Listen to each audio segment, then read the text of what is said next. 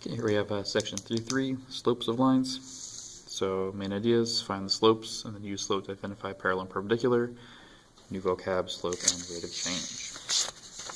So the slope of the line is the ratio of its vertical rise to its horizontal run. So it's this equation here, m is equal to y2 minus y1 over x2 minus x1 given some 2 points, where x1 is not equal to x2 because then you divide by 0, which is not allowed.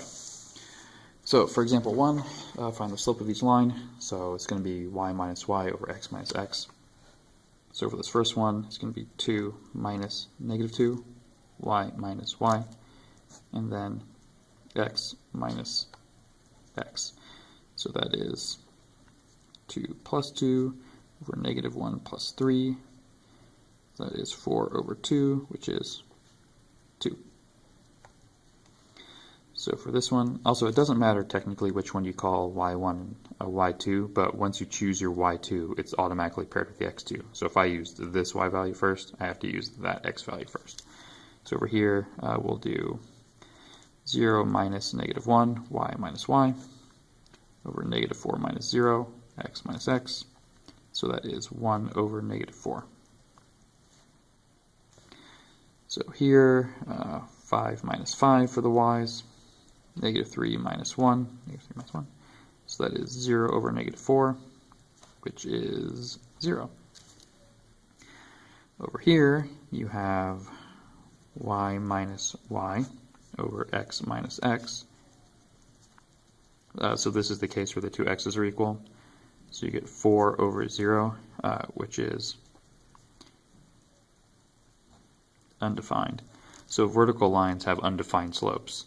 Horizontal lines have 0 slopes, and slanty lines have fractional or whole number slopes. So you can use the slope to get to any other point. That's called the rate of change. So we'll see that in example 2 here. So between 2000 and 2003, annual sales of exercise equipment increased by an average rate. Sorry,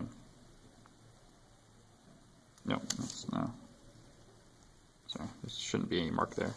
314.3 million per year. In 2003, the total sales were 4,553 million. If sales fitness increased at the same rate, what will the total sales be in 2020? So it's going to be that much per year. So between 2020 and 2013, there are 17 years. So take 17 times how much it is going up per year, and then add that onto how much you're already selling, and that'll tell you what your total new sales be. So let's see here, 17 times 314.3 plus 4553. So in 2020, total sales will be 9896.1 million. Don't forget that million, because it's not the same number otherwise. Okay, so a couple postulates. Non-vertical lines have the same slope if and only if they're parallel, and non-vertical lines are parallel if the product of their slopes is negative 1.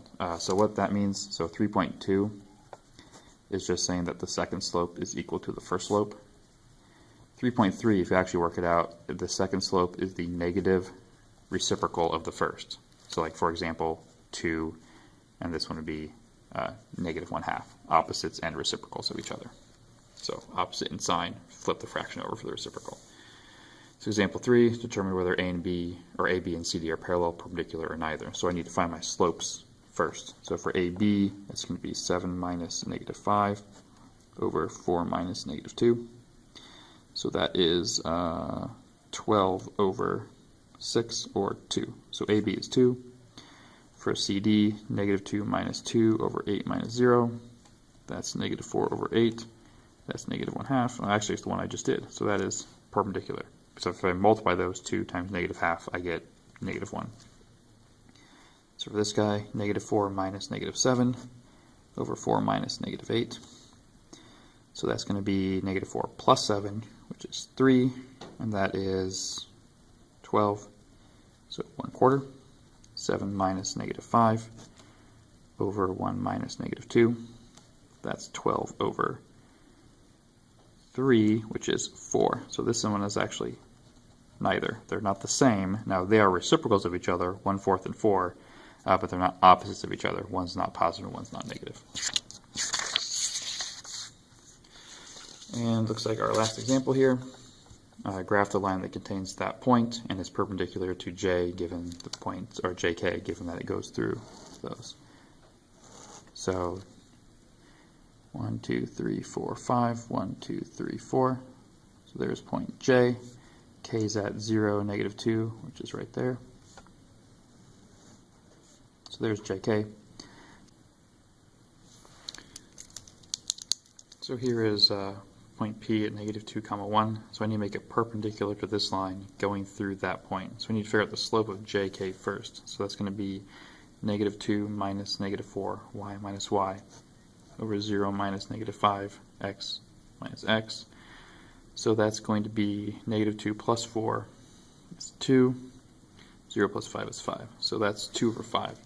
So to make it perpendicular, 2 over 5 times some number is going to equal -1. So multiply both sides by 5, 2x equals -5, divide both sides by 2, x is -5 halves. So that's my new slope.